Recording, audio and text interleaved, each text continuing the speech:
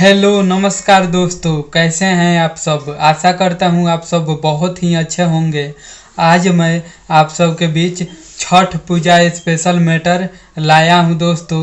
बिल्कुल धांसू matter, market में बजने वाला, बवाल मचाने वाला, बिल्कुल नया शब्द, नया मैटर के साथ लाया हूं दोस्तों, धांसू मैटर।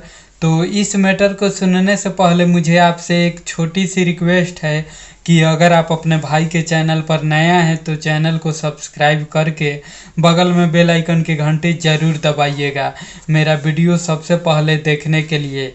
अगर आप सबको मेरा वीडियो पसंद आता है तो वीडियो को लाइक करके जाइएगा दोस्तों, और हमें कमेंट करके बताना ना भूलिएगा कि आपको मेरा वीडियो कैसा लगा। तो चलिए दोस्तों, सुनते हैं आज का सुपर डुपर हिट धांसू मैटर को।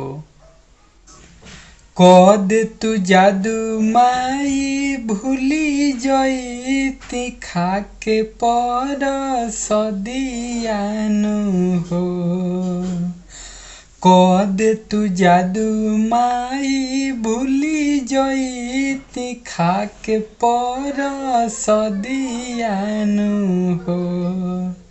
ये छठी माई कति कवे के बाद बाउन कर सदिया तो होई बर बदियानु हो। ये छठी माई कति कवे के बाद बाउन कर सदिया तो होई बर बदियानु हो। कद तू जादू माई भूली जईती खाके पर सदियानु हो।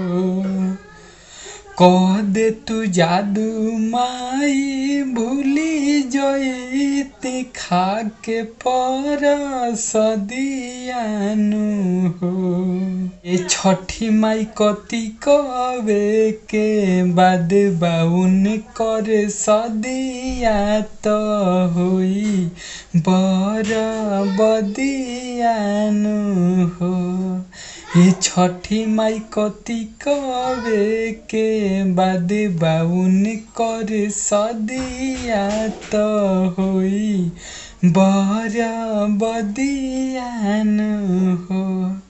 ये छठी माई कति कवे के बाद बाउन कर सदिया तो होई बर बदियानु हो। कैसा लगा दोस्तों मेरा छठ सॉन्ग मैटर, आप सब कमेंट करके ज़रूर बताइएगा।